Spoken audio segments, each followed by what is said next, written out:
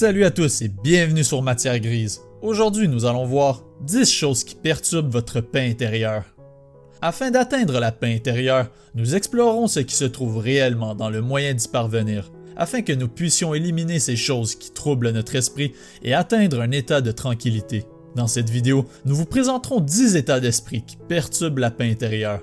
Mais avant de commencer, si c'est votre première fois sur la chaîne, n'oubliez pas de vous abonner, d'activer la cloche des notifications et de liker la vidéo si elle vous plaît. Numéro 1. Le besoin de validation. Nous ne contrôlons pas ce que les autres pensent de nous. Bien sûr, nous pouvons l'influencer, mais peu importe si nous faisons tout correctement, c'est toujours à eux que revient le choix de porter un jugement de validation à notre égard. Certaines personnes ne vous aiment tout simplement pas.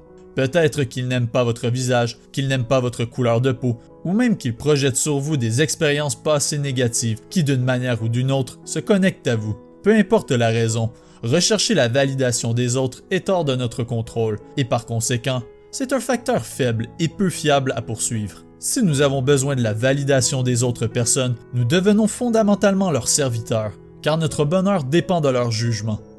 Numéro 2. Ruminer sur le passé.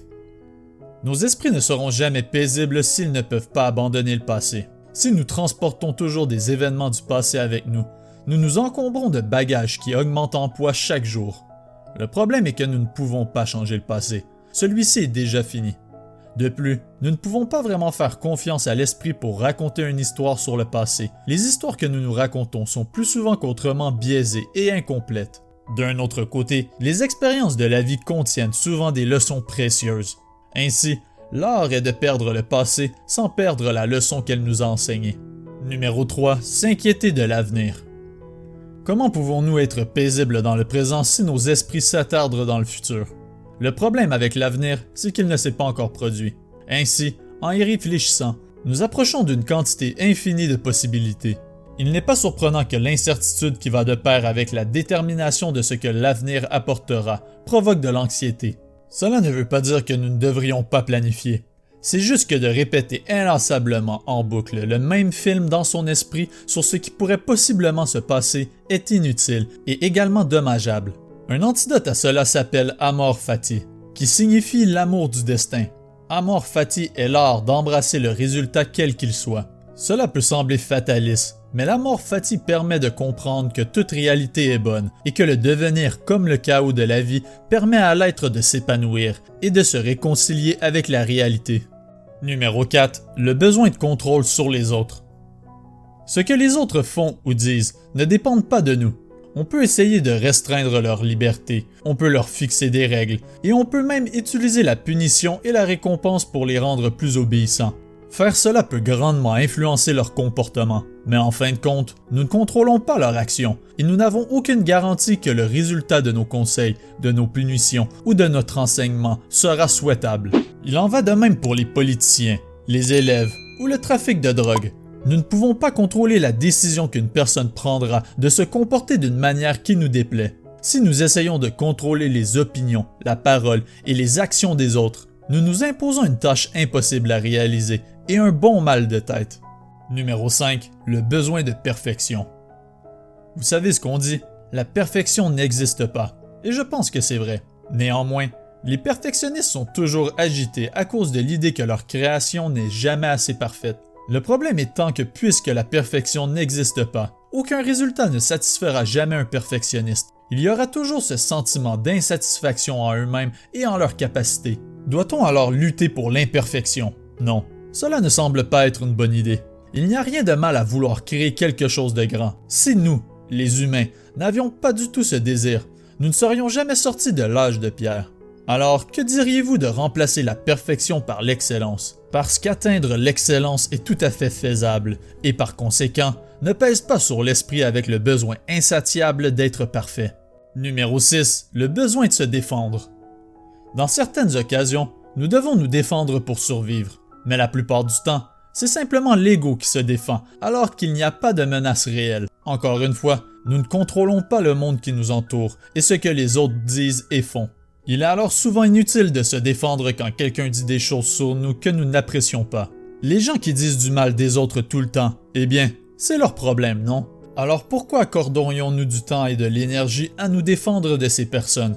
Cela leur prouve seulement que leurs paroles ont de la valeur. Ils se plaisent peut-être au fait que leur attaque nous affecte. L'antidote est simple, choisissez vos combats. Numéro 7. La peur de l'inconnu.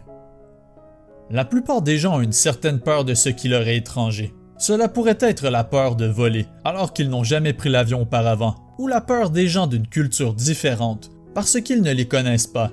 Il est tout à fait naturel d'être très alerte lors de l'exploration d'un territoire inconnu, puisque vous ne savez jamais sur ce que vous allez tomber. En d'autres termes, c'est un mécanisme de survie dans un monde complètement hors de contrôle. Le côté obscur cependant est que l'inconnu laisse un vide que nous devons combler avec nos propres pensées. Cela pourrait s'agir de la crainte sur un avenir inconnu ou toute autre création fantasmée. Le hic est que nous ne savons tout simplement pas ce qui va se produire. Il existe cependant un moyen de faire la paix avec l'inconnu et qui se trouve à être la confiance. Numéro 8. La peur de vieillir et de mourir. Sommes-nous si obsédés par la prévention du processus de vieillissement? Il est clair que le vieillissement est inévitable. Bien sûr, il est possible de prolonger notre vie par certaines habitudes saines et en prenant bien soin de notre corps, mais cela n'empêche pas le vieillissement du corps à long terme. Il en est de même pour la mort. Il n'y a jamais eu d'être humain immortel et que cette éventualité se produise dans un avenir approché semble peu probable. Et même si quelqu'un réussit à surmonter la mort naturelle du vieillissement, il y aura probablement une autre cause qui mènera à l'éventuelle mort de cette personne. En termes simples, nous devons tous passer l'âme à un moment ou un autre. Que direz-vous d'embrasser cette idée et d'arrêter de résister aux lois de la nature que l'univers nous impose? Cela évite beaucoup de stress. Numéro 9. La cupidité. La cupidité est une autre chose qui perturbe la paix intérieure. Car de quoi avons-nous vraiment besoin? Nos besoins fondamentaux sont-ils satisfaits? Si oui, pourquoi avons-nous besoin de plus? La cupidité est étroitement liée aux résultats futurs, car nous avons peut-être quelque chose en tête que nous voulons sécuriser pour être heureux. Cela pourrait être l'indépendance financière, afin que nous n'ayons plus à nous soucier de l'argent, ou une nouvelle voiture, parce que nous devons impressionner notre voisin. La cupidité peut conduire à une inquiétude et à une insatisfaction constante, puisque ce que l'on possède n'est jamais assez, et plus nous accumulons de richesses, et plus nous avons peur de les perdre. Maintenant, il n'y a rien de mal à accumuler de la richesse, pourvu que nous sommes capables de s'en détacher de manière saine, afin de pouvoir réellement profiter du moment présent. Numéro 10. L'aversion. Les personnes qui ont décidé par elles-mêmes qu'elles n'aimaient pas, ou même qu'elles détestaient certaines choses, personnes ou situations, éviteront et combattront probablement les objets de leur aversion. Dans les deux cas, de l'énergie est dépensée inutilement, même si ces personnes sont prêtes à sacrifier cette énergie afin de rester à l'écart des choses qu'elles détestent. Le problème reste toujours le même. Le monde est hors de notre contrôle. Il n'y a aucune garantie que nous ne rencontrerons pas les objets de notre aversion. Maintenant, il n'y a rien de mal à nier certaines choses, comme celles que nous savons être mauvaises pour nous. Mais il y a une différence entre le faire d'une manière amicale et non haineuse, que de la nier à partir d'un sentiment de dégoût qui nous anime. Ainsi, cela sont les 10 choses qui perturbent la paix intérieure. Est-ce qu'il y a des points avec lesquels vous êtes entré en résonance? Réagirez-vous de manière plus paisible face à une situation qui provoquera un sentiment inconnu chez vous? Partagez avec nous vos histoires en bas dans les commentaires.